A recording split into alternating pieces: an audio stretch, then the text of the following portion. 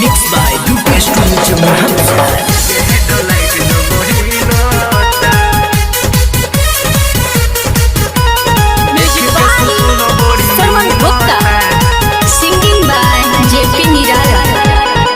नाचे आइलो बढ़ते तो सटापो जइबे टंगाइयो तो हमरे कटापो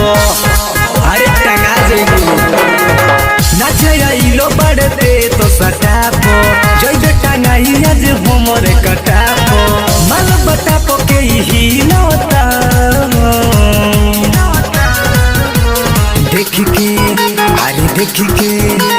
देख के सुकून बड़ी नीलता चूली के हेडलाइट जो हिलता देख के सुकून बड़ी नीलता चूली के हेडलाइट जो हिलता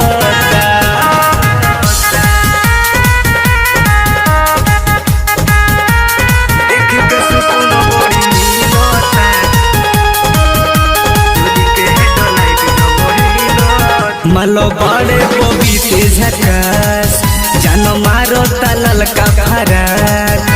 हे पाजा कोसे के मन करे दीही जवानी तोरना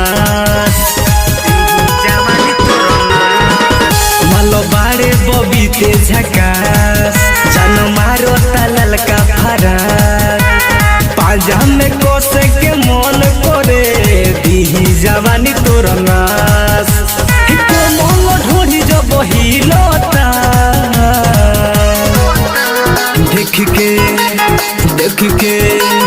देख के सुकून बड़ी मिलता चोली के हेडलाइट जब हिलता देख के सुकून बड़ी मिलता चोली के हेडलाइट जब हिलता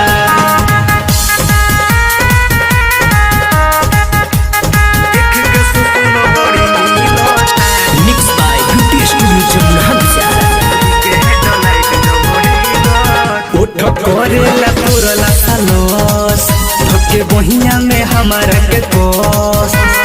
जे पी निराला हो न मरद सगरो निकाल दिहे रस तेल तोर सारा छोड़ा दे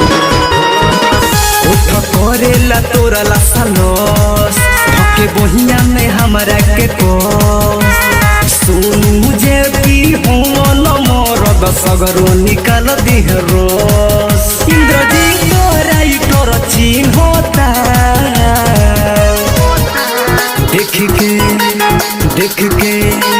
देख के सुकून बड़ी मिलता चोली के हेडलाइट जब हिलता देख के सुकून बड़ी मिलता चोली के हेडलाइट जब हिलता।